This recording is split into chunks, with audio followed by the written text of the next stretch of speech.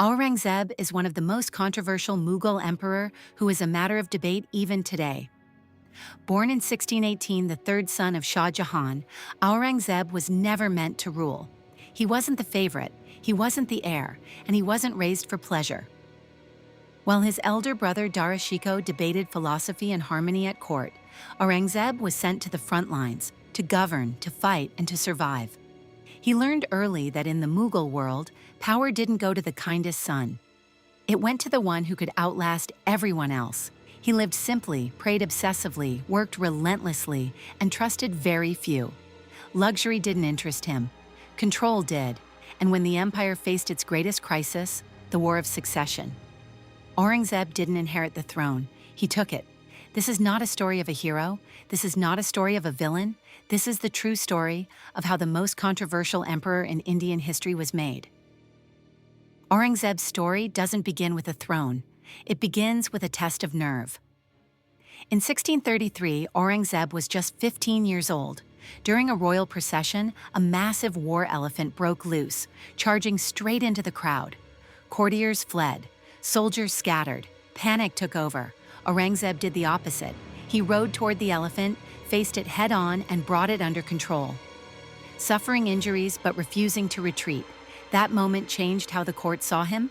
Not charming, not gentle, unshakable. While other princes were trained to impress, Aurangzeb was trained to end crises. Shah Jahan noticed, but he didn't reward him with affection. He rewarded him with responsibility. Aurangzeb was sent away from luxury to govern rough provinces, crush revolts, collect revenue, and learn one brutal truth: if you failed, the empire bled. By the time the succession war arrived, Aurangzeb wasn't learning how to rule. He had already been doing it. In 1657, Shah Jahan fell seriously ill, and the Mughal Empire had one fatal flaw. There was no rule for succession. The throne didn't go to the eldest son.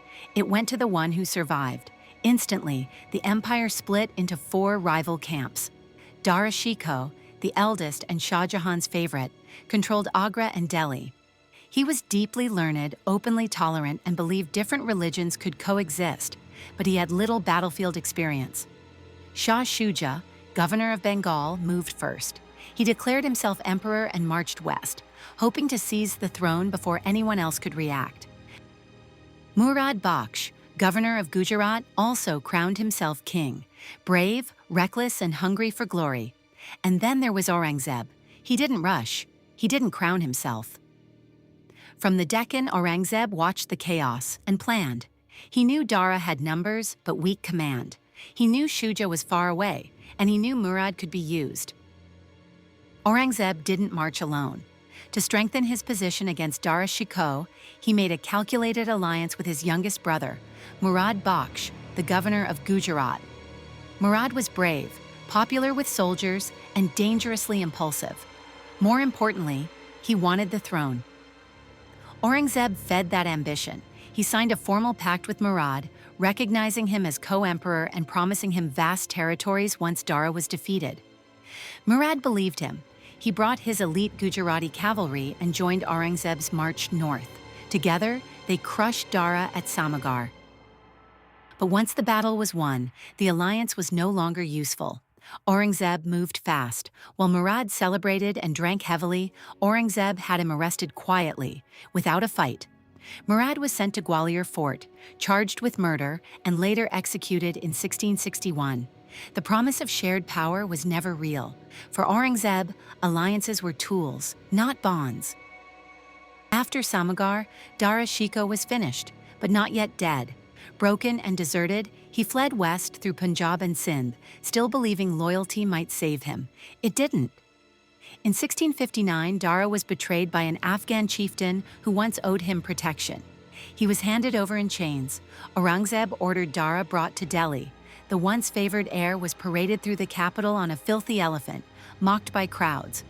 A deliberate humiliation meant to erase his claim forever. He was charged with apostasy, accused of endangering Islam through his pluralist beliefs. The verdict was never in doubt. Dara Shikoh was executed in 1659. His head was sent to Shah Jahan, imprisoned in Agra Fort, a father forced to witness the end of his favorite son. With Murad Bakhsh removed, only one rival remained, Shah Shuja of Bengal. Shuja had been the first to rebel, declaring himself emperor in the east and striking before anyone else moved, but early ambition had already cost him. In January 1659, Aurangzeb marched personally to end it. The brothers met at the Battle of Kajwa near Allahabad. The battle began chaotically. A Rajput commander inside Aurangzeb's camp attempted sabotage. For a moment, the outcome looked uncertain, but Aurangzeb did not panic. His artillery held, his formation stayed disciplined, and slowly, Shuja's lines began to break. Defeated, Shah Shuja fled. What followed was not a single retreat, but a year-long hunt. Aurangzeb's most ruthless general, Mir Jumla, pursued him relentlessly through the swamps and monsoon-soaked forests of Bengal. One by one, Shuja's allies abandoned him. His army dissolved, his treasury vanished. By May 1660, Shah Shuja crossed the border into the kingdom of Arakan, modern-day Myanmar, carrying what remained of his wealth, his wives, and his children. He believed exile would save him. It would not. Exile did not bring peace. In Arakan, Shah Shuja was no longer a prince, only a bargaining chip. At first, the Arakanese king Sandathudhama welcomed him with honor. He promised ships. He promised safe passage for a pilgrimage to Mecca. But the welcome did not last. The king soon learned what Shuja had brought with him: chests of Mughal gold, jewels, and royal women. Greed replaced hospitality. The king demanded two things: Shuja's wealth and his daughter in marriage. Shuja refused. To him, giving a Mughal princess to a minor foreign ruler was humiliation. From that moment, Shuja became a prisoner in everything but name. Supplies were cut, guards multiplied, and fearing assassination, Shuja made a desperate mistake. He plotted an uprising with local Muslims. The plot was discovered. In February 1661, violence erupted. Arakanese troops stormed Shuja's quarters. Shah Shuja was killed. Some accounts say executed, others say he died fighting. His sons were beheaded. His daughters were imprisoned and starved. His chief wife, Pyari Banu Begum, and two daughters took their own lives to escape captivity. No Mughal court ever recovered his body. His end remains one of the most brutal and uncertain deaths in imperial history. Aurangzeb did not order this massacre, but he did not mourn it either. The last rival was gone. The throne was finally silent. With all rivals gone, Aurangzeb became the sole master of the Mughal Empire. And then, something unusual happened. He rejected imperial luxury. Unlike Akbar or Shah Jahan, Aurangzeb lived simply. He refused to use state money for personal pleasure. He stitched prayer caps, copied the Quran by hand, and lived off the money he earned himself. But this simplicity was not softness, it was discipline. Aurangzeb ruled like a man at war with disorder. In the 1660s, he reshaped the empire around strict moral control. He appointed mutasibs, officials to police public behavior. Alcohol, gambling, and court music were banned. He ended Jaroka Darshan, rejecting the idea that an emperor should be publicly worshipped. In 1666, he formally prohibited sati, the burning of widows, ordering officials to stop it wherever it occurred. Yet this rigid order came at a cost. Aurangzeb distanced the empire from Akbar's pluralism. Court artists, musicians, and poets vanished. Religion moved from policy to law. Still, the empire did not collapse. In fact, under Aurangzeb, more Hindus served in the Mughal administration than ever before, as generals, governors, and revenue officers. His rule was not chaos, it was control, an empire run with iron discipline, by an emperor who slept on a mat, prayed through the night, and worked himself toward exhaustion. By the early 1660s, Aurangzeb faced a challenge unlike any before. Not from the north, not from the court, but from the Deccan. A new power was rising, the Marathas, led by Shivaji Maharaj. Shivaji didn't fight like a Mughal general. He avoided open battles. He struck fast, disappeared into the hills, and attacked supply lines instead of armies. In 1663, he humiliated the empire. Shivaji launched a daring night raid on Pune, slipping into the residence of Shaista Khan, Aurangzeb's most trusted general, and nearly killing him. Aurangzeb was furious. To end the conflict, he tried diplomacy. In 1665, the Treaty of Purandar forced Shivaji to surrender forts and accept Mughal authority, but peace did not last. In 1666, Shivaji was summoned to Agra. At court, he was deliberately placed among low-ranking nobles, a calculated insult. Soon after, he was placed under house arrest. Aurangzeb believed the problem was contained. He was wrong. Shivaji escaped Agra in one of the most famous breakouts in Indian history, vanishing from the heart of the Mughal Empire. He returned to the Deccan, rebuilt his strength, and in 1674 crowned himself Chhatrapati. From that moment on, Aurangzeb faced a war that would never truly end, not because Shivaji defeated him in a single battle, but because he refused to be destroyed. The Deccan had become a wound, and Aurangzeb would spend decades bleeding into it. By the 1670s, Aurangzeb's rule took a harder turn. Rebellions were spreading. Jats, Satnamis, Rajputs, and Marathas, and the empire was under constant strain. Aurangzeb responded not only with armies, but with religion as state policy. Temples linked to rebellion or political defiance were targeted. Among the most famous were the Kashi Vishwanath Temple in Varanasi and the Keshava Deva Temple in Mathura. These were not random acts of destruction. They were punishments meant to enforce imperial authority. But the most explosive moment came in 1675. The ninth Sikh Guru, Guru Tegh Bahadur, was arrested and brought to Delhi. He had spoken out against the forced conversions of Kashmiri Pandits. Aurangzeb demanded submission. The Guru refused. In Chandni Chowk, Guru Tegh Bahadur was executed. Aurangzeb believed this would silence dissent. Instead, it created a legacy of resistance. The Guru's martyrdom transformed the Sikh community. His son, Guru Gobind Singh, would later found the Khalsa, a warrior brotherhood. From this moment on, Sikh-Mughal relations were irreversibly broken. Aurangzeb still ruled the largest empire in India, but now he was no longer fighting rivals. He was fighting identities. In 1679, he reimposed the jizya tax, abolished under Akbar, a move that marked a clear break from Mughal pluralism.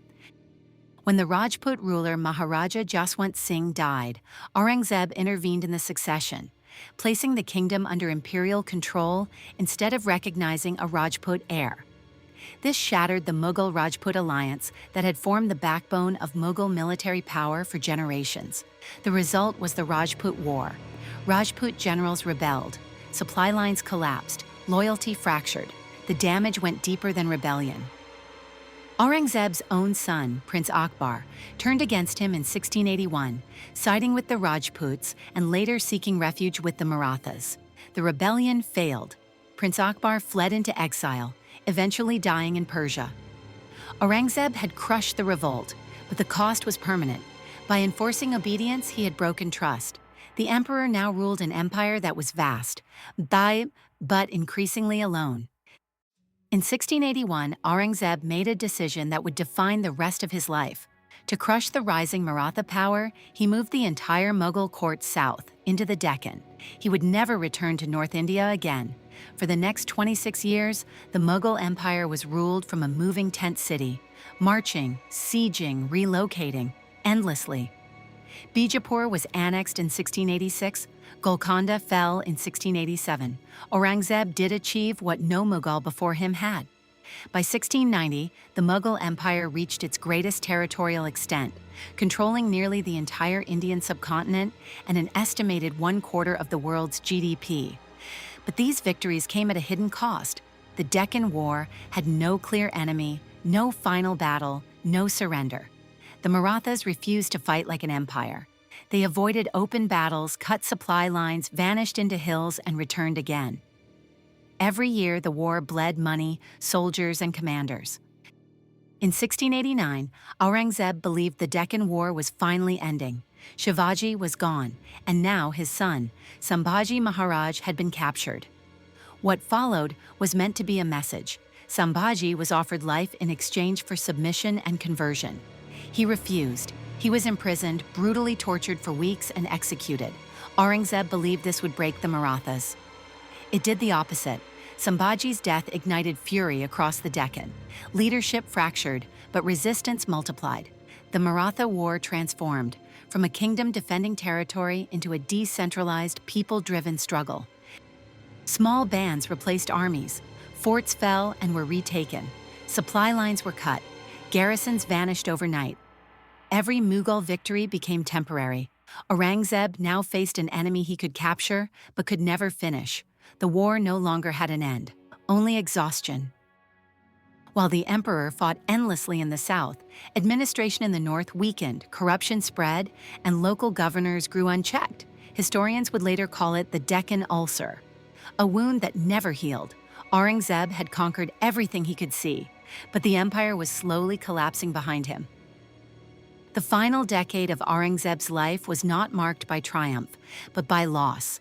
He outlived many of his sons. His closest allies were gone. The family he had destroyed never returned. His daughter, Zeb-un-Nisa, a poet and intellectual, spent 20 years imprisoned, punished for secret correspondence with his enemies. His only constant companion was Udaipuri Mahal, a woman of foreign origin who had once lived in Dara Shikoh's household. The emperor who ruled nearly the entire subcontinent now lived surrounded by silence. By the early 1700s, the empire was exhausted. Endless war had drained the treasury. Famine stalked the land. The once invincible Mughal army was reduced to a defensive shadow, struggling against decentralized Maratha resistance it could no longer crush. Aurangzeb had conquered more territory than any Mughal before him, yet he ruled an empire that was fracturing everywhere at once. In his final years, the warrior emperor became a weary old man, still commanding, still writing orders, still fighting a war that no longer had a victory. He would die in 1707, leaving behind not stability, but an empire held together by exhaustion and fear. It would not survive him for long. Aurangzeb died on March 3, 1707, not in a palace, but in a tent at Ahmednagar at the age of 88. The conqueror of emperors died as a wandering soldier. In his final letters to his sons, there was no triumph, only regret. "I came alone," he wrote, "and I go as a stranger. I do not know who I am or what I have done." He asked for no grand tomb, no marble, no monument. He requested a simple open grave at Kuldabad under the open sky, paid for by 14 rupees he earned by sewing prayer caps with his own hands, a stark contrast to the Taj Mahal, the monument he had once helped build for his mother. His final words were said to be, "Azam Fasad Baki." After me, chaos. He was right. Within decades of his death, the empire he had held together by discipline, fear, and exhaustion began to fracture. The treasury was empty, the army overstretched, the center could no longer hold. Aurangzeb left behind not stability, but a legacy of power without peace, and with him, the great Mughal era quietly ended.